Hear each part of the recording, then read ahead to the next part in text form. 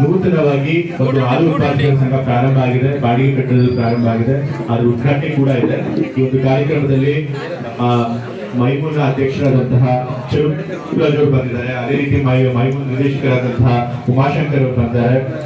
ನಮ್ಮ ವರಕೂಡು ಗ್ರಾಮ ಪಂಚಾಯತಿ ಅಧ್ಯಕ್ಷರಾದ ಶಿವಣ್ಣ ಅವರು, ತಾಲೂಕ್ ಪಂಚಾಯತಿ ಮಾಜಿ ಸದಸ್ಯರಾದಂತಹ ಮುದ್ರಾಮೇಗೌಡರು, ಮತ್ತೊಬ್ಬ ಈ ಭಾಗದ ಮುಖಂಡರು ತಾಲೂಕ್ ಪಂಚಾಯತ್ ಸದಸ್ಯರ ಮಾಜಿ ತಾಲೂಕ್ ಪಂಚಾಯತ್ ಸದಸ್ಯರಂತ ಮೂಡುಹುಡಿ ರವಿ ಅವರು, ನಮ್ಮ ಈತನ ಮಾತಾಡಿದಂತಹ ಈ ಹಾಲು ಉತ್ಪಾದಕರ ಸಂಘದ ಅಧ್ಯಕ್ಷರಾದಂತಹ ಬಸವಣ್ಣ ಅವರು.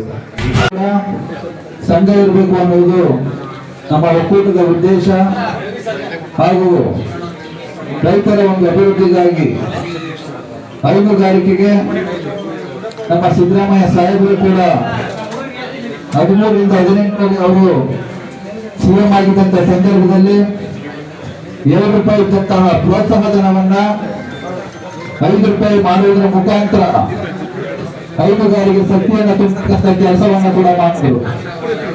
ಅದಾದ ಮೇಲೆ 5 ವರ್ಷದಲ್ಲಿ ₹17 ಹಾಲಿನ ರೇಟ್ನ ಜಾಸ್ತಿ ಮಾಡೋದ್ರ ಮುಖಾಂತರ ರೈತರಿಗೆ ಬಹಳ ಒಂದು ದೊಡ್ಡ ಮಟ್ಟದಲ್ಲಿ ಕರ್ನಾಟಕದಲ್ಲಿ ಹೈನುಗಾರಿಕೆ ಹೆಮ್ಮರವಾಗಿ ಬೆಳಲಿಕ್ಕೆ ಕಾರಣಭೂತರಾದಂತಹ ನಮ್ಮ ಸಿದ್ದರಾಮಯ್ಯ ಸಾಹೇಬರು ಮತ್ತೆ ಈಗ ₹4 ಹಾಲಿನ ದರವನ್ನ ಜಾಸ್ತಿ ಮಾಡಿ ಆ ಹಾಲು ₹4 ನೇರವಾಗಿ